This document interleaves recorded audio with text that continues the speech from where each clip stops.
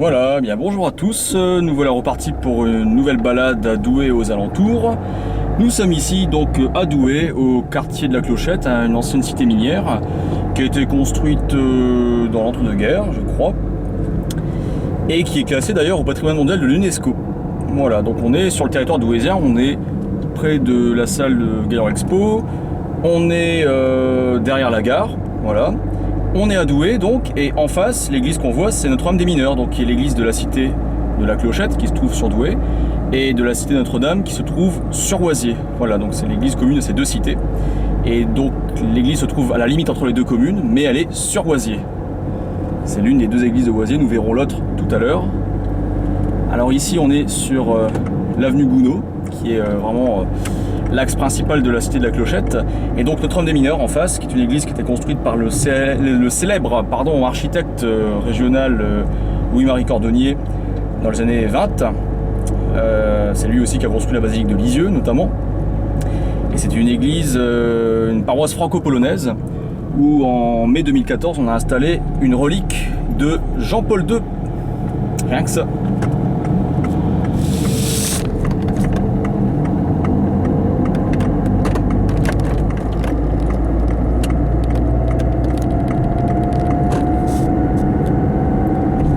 Voilà, donc là on est arrivé à Oisier, on est toujours plus ou moins dans les quartiers miniers.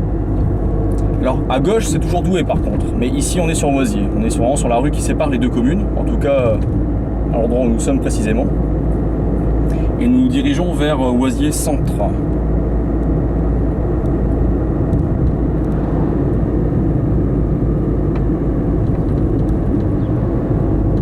Voilà, donc là maintenant les deux côtés de la rue sont sur Oisier. Alors ici à droite on a justement des corons, donc toutes ces maisons ont des mines en barre, alors que dans les maisons de la cité de la Clochette qu'on a vu précédemment, c'était vraiment un habitat minier type cité-jardin, c'est-à-dire un bâtiment de logement. Voilà. Alors ici on va donc vraiment arriver dans le cœur de la commune de Oisier. On va enjamber une ancienne voie ferrée minière. En contrebas à droite se trouve la mosquée, et juste derrière, donc à droite, se trouvait avant la fosse Gaillan, qui était l'un des deux gros puits de mine de Oisier, qui a fermé en 1977.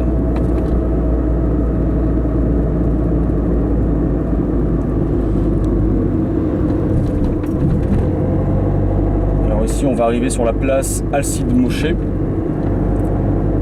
À gauche, c'est la rue des Frères Martel, du nom de deux résistants communistes qui ont été tués par les nazis pendant la Seconde Guerre mondiale. Et là, on est rue Pasteur, donc une des rues principales de Oisier. Donc Oisier, pour vous situer, c'est une commune d'un peu moins de 8000 habitants.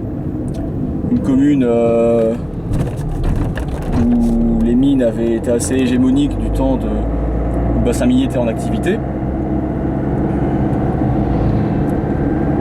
Et au fond, nous voyons la mairie de Oisier qui a été construite dans les années 30, une belle grande mairie. Avec à droite, on ne le verra pas, mais il y a un buste d'un ancien maire qui s'appelle Guy Ronet. D'ailleurs, on vient de passer devant l'école qui porte son nom. Et sur le socle du buste, il y a encore une belle faucille, un beau marteau bien rouge, signe que la commune est traditionnellement communiste. Alors, c'était surtout le cas avant. Maintenant, la commune est toujours communiste, mais son influence a quand même bien diminué par rapport à avant. Alors cette mairie d'ailleurs a été reconstruite après la Première Guerre mondiale, mais pas à l'emplacement où elle était avant.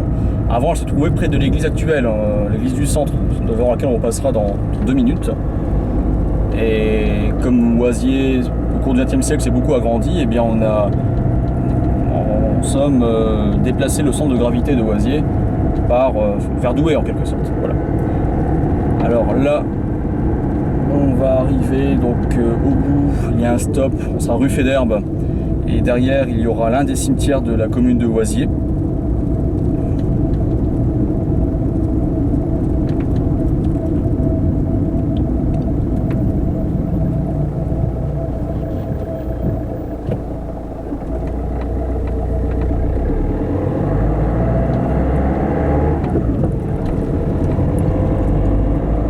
on se rapproche du vieux Oisier. On commence à voir quelques quelques maisons un peu plus anciennes, des maisons peut-être pour certaines d'entre elles d'origine rurale, on va dire. Donc à droite, c'est l'entrée majestueuse du cimetière.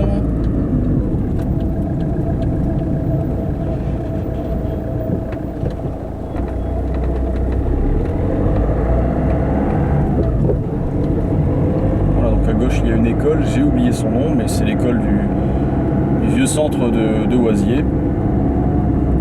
L'école Gambetta. Voilà. Avec un nouveau stop. Et ici à droite se trouve l'église Sainte-Rictrude, donc l'église du centre-ville de Oisier, donc qui a été construite vers 1875. Le clocher a été reconstruit après la Première Guerre mondiale parce que les Allemands l'ont dynamité avant de partir. Et voilà, donc Sainte-Rictrude, c'était donc la mère de Saint-Maurent, le saint patron de Douai.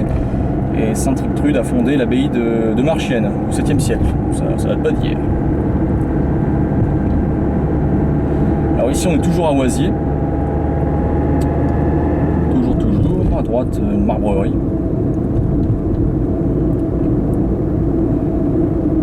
Mais là au bout de cette rue, et là on voit déjà d'autres corons après la boulangerie là-bas au fond.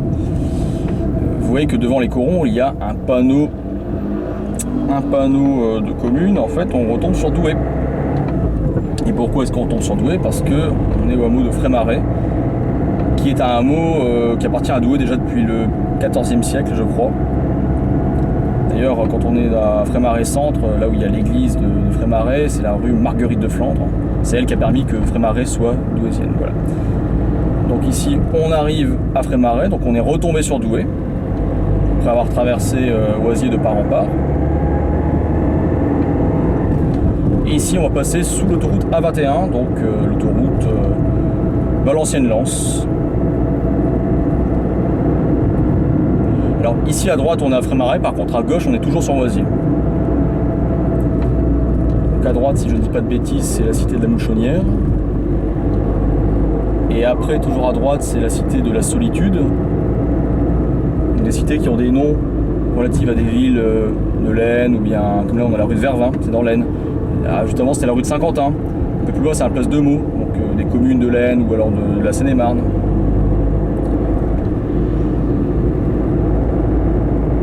Et ici donc à gauche on est toujours à Oisier, et à droite c'est l'école de la Solitude, donc une école primaire de Frémarais. Il y a deux écoles primaires ici à Frémarais, la Solitude et les Tilleuls. Les Tilleuls c'est sur la route nationale, là-bas plus loin, mais on n'y passera pas, alors qu'à droite c'est donc l'école de la Solitude, du nom de la cité qui se trouve juste derrière. Et puis ici en face de nous c'est la cité de la Templerie.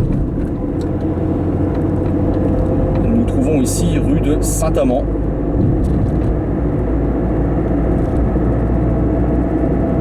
C'est encore un habitat minier, ça, la Templerie comme la Solitude sont deux cités anciennement minières. Et ici juste à gauche à la Templerie il y a la chapelle Saint-Joseph, construite il y a environ 50 ans, et où sont désormais célébrées toutes les messes pour Frémarais, étant donné que l'église de Frémarais Centre est actuellement fermée depuis quelques années.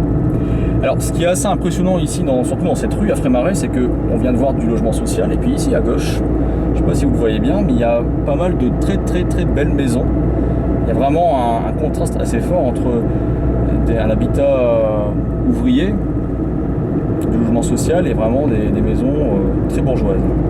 Alors on quitte Douai et on arrive à Saint-Noble, dans la partie la plus au nord de Saint-Noble ici, avec l'Intermarché juste à droite. C'est d'ailleurs pour ça que ce coin-là est connu pour être de Saint-Noble, c'est cet Intermarché.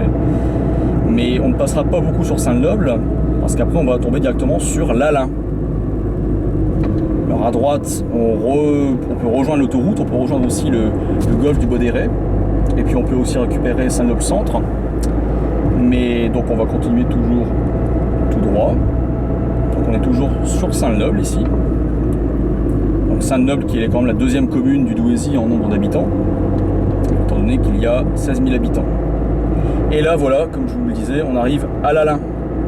L'Alain, commune de 8 000 habitants, qui se trouve donc au nord-est de Douai. Alors, on n'est pas encore dans le centre. L'Alain est également une ville où la mine a une grosse importance dans l'économie de la commune, du temps où les mines étaient bien sûr en activité.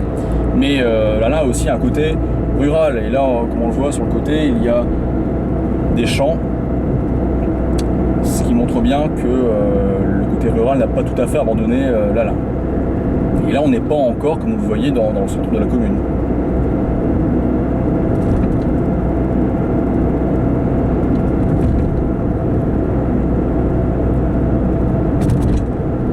Alors, désolé pour cette monotonie, en tout cas dans mon discours, parce que là, je n'ai pas grand-chose à dire ici. Je connais relativement peu cette rue en particulier. Je ne sais même pas comment elle s'appelle d'ailleurs, mais bon, ce n'est pas bien grave.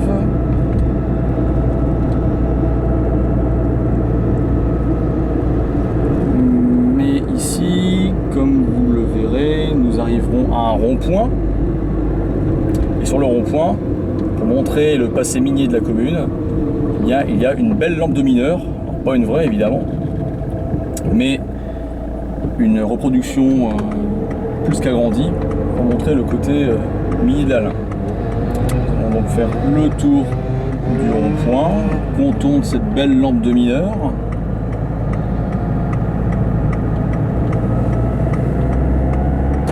Et voilà, cette balade est désormais terminée. Donc je vous dis à bientôt pour de nouvelles balades dans le Douaisis.